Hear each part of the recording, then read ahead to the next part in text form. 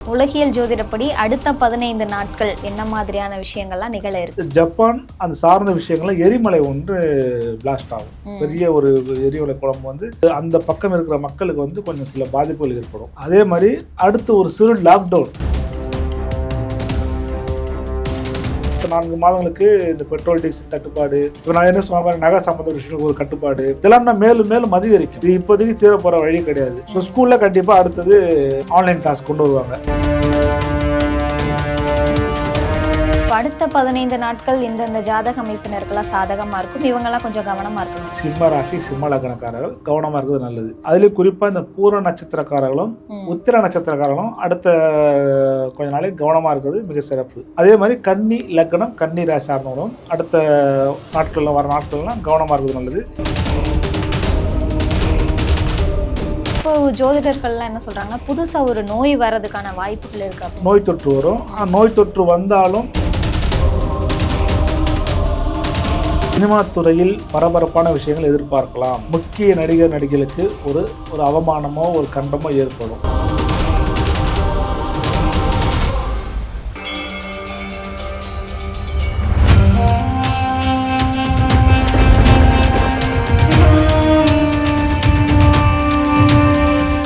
யூத்தமிழ் பக்தி நேயர்களுக்கு வணக்கம். இன்றைய நேர்காணல்ல உலகியல் ஜோதிடர் முருகன் துறை பாலு அவர்கள் இணைஞ்சிருக்காங்க, பேசலாம். வணக்கம் சார். வணக்கமா. நேர் அனைவருக்கும் வணக்கம். உலகியல் ஜோதிடப்படி அடுத்த 15 நாட்கள் என்ன மாதிரியான விஷயங்கள்லாம் நிகழ இருக்கு சார்? ஓகே, இப்போ அரசியல் பரபரப்பான விஷயங்கள் தான் அடுத்த 15 நாள். இந்த 15 நாள் எல்லா யூடியூப் சேனலுக்கும் செய்தி நிறுவனங்களுக்கும் பஞ்சம் இருக்காது. ஒரு பரபரப்பான விஷயங்கள் தான் இருக்கும். அடுத்தது ஜப்பான் அந்த சார்ந்த விஷயங்கள்ல எரிமலை ஒன்று பிளாஸ்ட் ஆகும். பெரிய ஒரு எரிமலை குழம்பு வந்து அதனால அந்த பக்கம் இருக்கிற மக்களுக்கு வந்து கொஞ்சம் சில பாதிப்புகள் ஏற்படும். அதே மாதிரி அடுத்து ஒரு சிறு லாக்டவுன் அப்படின்றது கடை மூட்டு நம்ம குரோனால உட்காந்துங்களா அந்த மாதிரி உட்கார மாட்டோம். இது வந்து எப்படின்னா ஒரு 6 மணிக்கு மேல வெளியே போகாதீங்க அந்த மாதிரி ஒரு கண்டிஷன் கொண்டு வருவாங்க. இல்ல அப்படின்னா வாரத்துக்கு ஒரு நாள் ஷட் டவுன் பண்ணுங்க, கடைய நிறுவனம் ஷட் டவுன் பண்ணுங்க அப்படின்ற மாதிரியோ, அல்லது பொது வெஹிக்கிள்ஸ் நீங்க பிரைவேட்டா நீங்க வண்டி யூஸ் பண்ணாம அரசாங்க வாகனத்தை பயன்படுத்துற மாதிரி ஒரு விஷயத்தை பண்ணுங்கன்ற மாதிரி ஒரு விஷயம் வரும். இது ஏறக்குறைய உங்களுக்கு அந்த லாக்டவுன் மாதிரி தான். லாக்டவுன் கிடையாது. உங்களுக்கு கேஸ் தட்டுப்பாடுன்றது எந்த அளவுக்கு இருக்கும் சார்? கண்டிப்பா பிரதமர் மோடி அவர்களும் வந்துட்டு ஒர்க் ஃப்ரம் ஹோம் பாருங்கன்னு சொல்லி. ஆமா, அதான் சொல்றேன். அதான் லாக்டவுன். அதாவது இப்போ வந்து அப்படி சொல்லியிருக்காரு. அடுத்தடுத்த நாட்கள் என்ன வரும் அப்படின்னா, வாரத்துக்கு ஒரு நாள் லீவ் எடுக்க சொல்லுவார் கம்பெனிங்கள. உங்களுக்கு புரியுதா? பெரிய பெரிய கம்பெனிலாம் இருக்குறீங்களா, அந்த கம்பெனிலாம் ஒரு நாள் வாரத்துல ஒரு நாள் ஏதாவது ஒரு நாள் லீவ் எடுத்துருங்க, லீவ் கொடுங்கன்னு சொல்லிட்டு ஒரு அந்த இது மாவட்ட வாரியாவோ அல்லது நாடு இந்த மாநில வாரியாவோ அந்த ஒரு விஷயத்தை கொண்டு வருவாங்க. இது பவர் எனர்ஜிமா அது கண்டிப்பா வரும். அதெல்லாம் இல்லைன்னா 6 மணிக்கு மேல ஏதாவது ஒரு விஷயம் கொண்டு வருவாங்க. கடை மூடுறதா இருக்கலாம், இல்லை நீங்க வெளியே டிராவல் பண்றாங்களா, ஆனால் அனாவசியமா போகக்கூடாது, அவசியம் ஏற்பட்டா போ அப்படின்ற மாதிரி கொண்டு வருவாங்க. கண்டிப்பா இந்த நான் சொன்ன மாதிரி தான் அடுத்த 4 மாதங்களுக்கு இந்த பெட்ரோல் டீசல் தட்டுப்பாடு, இப்போ நான் என்ன சொன்ன மாதிரி நகை சம்பந்த விஷயங்களுக்கு ஒரு கட்டுப்பாடு, இதெல்லாம் மேலும் மேலும் அதிகரிக்கும். இது இப்போதைக்கு தீர போற வழி கிடையாது. இது உலக போரா மாறுமான்ற பயம் இன்னும் மக்கள்கிட்ட இருக்குது. ஸோ உலக போரா வராது. நம்ம தயார் பண்ணிடணும். ஸோ ஸ்கூல்ல கண்டிப்பா அடுத்தது ஒர்க் ஃபார் ஹோம் வரும், ஆன்லைன் கிளாஸ் கொண்டு வருவாங்க. இது ஒரு சில ஸ்கூல்ல ஆரம்பிச்சிருவாங்க. அடுத்த ஒரு 15 நாளுக்கு அப்புறம் பார்த்தீங்கன்னா மத்திய கவர்மெண்ட் சொல்லியிருக்குது. இதை சில கல்வி நிறுவனம் கொண்டு வரும் கண்டிப்பா. So work for home online கிளாஸ்லாம் கண்டிப்பா வரும். Okay sir. தங்கம் விலை அடுத்த 15 நாட்களுக்கு எப்படி இருக்க போகுது? ஆமா, தங்கம் விலை அப்படின்றது இப்போ கொஞ்சம் இறங்குமா. அடுத்த 10 நாள் ஒரு ஏறக்குறைய ஒரு 7,000 8,000 வரையும் குறையும். குறைஞ்சிட்டு அடுத்த 15 நாள் அப்புறம் மறுபடியும் ஒரு 15,000 வரை ஏறதுக்கு தான் வாய்ப்பு இருக்குது. மறுபடியும் நான் ஏற்கனவே பல விஷயம் சொல்லிடுறேன். நீங்க தங்கத்துல முதலீடு பண்ணாதீங்க, அவசியம் ஏற்பட்டா பண்ணுங்க தான் நான் சொல்ல வரும். இப்போ மத்திய கவர்மெண்ட் தான் சொல்லுது. அப்ப நம்மளோட வாங்கும் திறன் தாங்க. ஸோ டிமாண்டு தான். ஓகே, நீங்க வாங்குறத குறைச்சினாவே ஆட்டோமேட்டிக்கா குறைஞ்சிட போகுது. நீங்க இன்வெஸ்ட் பண்றதை நீ வெளியில் இன்வெஸ்ட் பண்ணா சொல்லணும். நான் இல்லைன்னா பாண்ட் இருக்குது, தங்க பத்திரம் சொல்லுவாங்க உங்களுக்கு, அதில் இன்வெஸ்ட் பண்ணுங்க. இந்த மாதிரி நகைக்கடையில் வாங்குற ஆபரண தங்கத்தை கொஞ்சம் தயவு செஞ்சு வாங்குவது நிப்பாட்டினா மட்டும்தான் இந்த விலைவாசி கண்ட்ரோல் படும். அதே மாதிரி இந்த தங்கத்துக்கு நிகரான சைனா தங்கம்னு ஒன்று இறக்குமதி ஆகும்.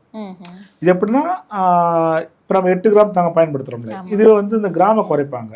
இந்த கிராம குறைச்சி குவான்டிட்டி குறைச்சி கம்மி ரேட்ல கொடுப்பாங்க. இப்போ ஒரு இன்னைக்கு கிராம் 14,000 போகுதுன்னா ஒரு 7,000 8,000 தரக்கூடிய அளவுக்கு அந்த குவான்டிட்டி குறைச்சி கொண்டு வருவாங்க. அந்த தங்கம் மக்கள் மத்தியில் வரவேற்கப்படும் இனி அடுத்த ஒரு நாட்களெல்லாம். அப்ப சைனாவிலேயோ இல்ல வேற கண்ட்ரிலயோ நம்ம தங்கத்தை உற்பத்தி பண்ணி சந்தைக்கு வரும், அது மக்கள் விரும்பி ஏற்பாங்க. வரும் அடுத்த பார்க்க தான் போறீங்க நீங்க. ஓகே, இப்போ ஜோதிடர்கள்லாம் என்ன சொல்றாங்கன்னா புதுசா ஒரு நோய் வர்றதுக்கான வாய்ப்புகள் இருக்கு அப்படின்னு சொல்றாங்க. அதை பத்தி ஏதாவது சொல்லுங்க. ஆமா, கண்டிப்பா நம்ம இது தொடர்ந்து வலியுறுத்த வரும். நோய் தொற்று வரும். நோய் தொற்று வந்தாலும் பெரிய மரணங்கள் இருக்காது. ஏன்னா மரணங்கள் தரக்கூடிய இந்த கூட்டு கிரக மரணம் தரக்கூடிய பிளானட்லாம் நகர்ந்து வந்துருச்சு. அதனால பெரிய கொத்தா மரணம் செய்யறது, அந்த கொரோனா காலத்துல மரணம் பண்ணது, அந்த இதெல்லாம் வராது. இந்த நோய் வரும், மக்களுக்கு பெரிய பாதிப்பு தராத அளவுக்கு தான் வரும்.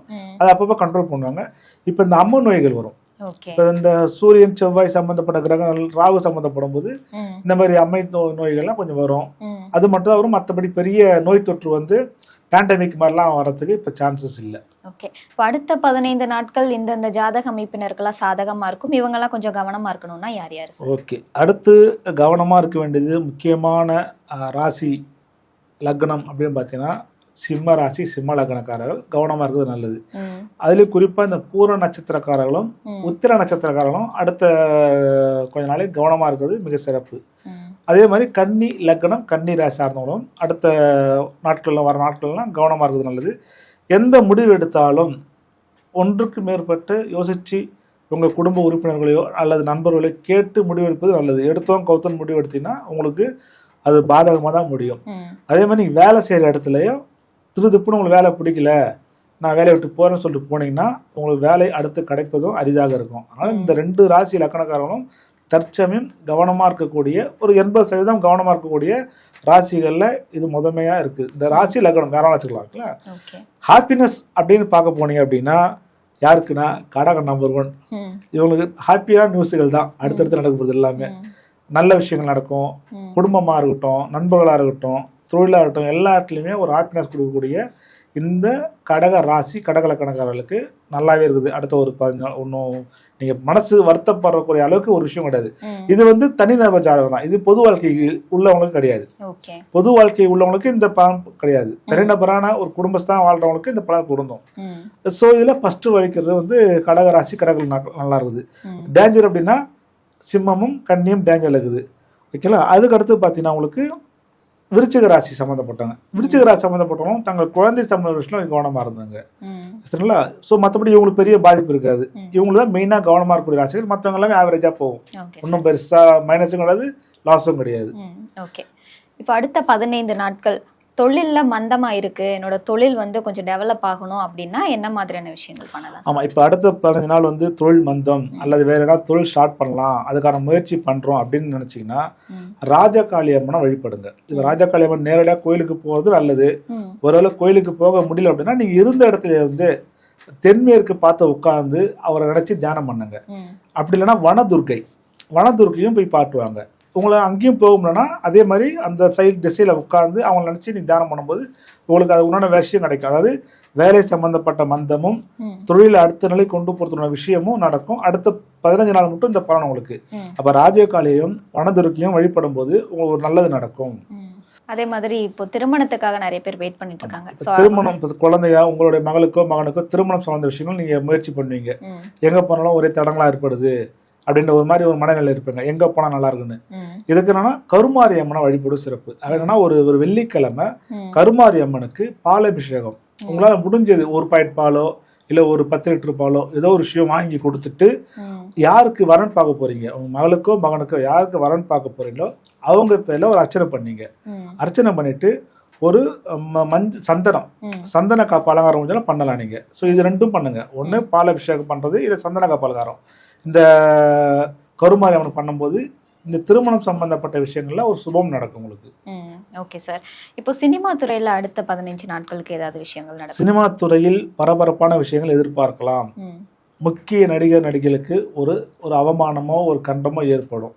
ஸோ அந்த சினிமா துறை சார்ந்தவர்கள் மீடியான்றது உங்களுக்கு எல்லாமே வந்துடும். உங்களுக்கு யூடியூபாக இருக்கலாம், பேப்பராக இருக்கலாம், சினிமாவில். அப்போ இந்த மீடியா துறை சார்ந்தவர்கள் அடுத்த ஒரு 15 நாளைக்கு பரபரப்பான விஷயங்கள் ஈடுபடுவாங்க. தேவையில்லாம வார்த்தை விடுறது, தேவையில்லாம கருத்து சொல்ற பேர்ல கருத்து சொல்றது, இதெல்லாம் இல்லாமல் இருக்கிறது மிக சிறப்பு.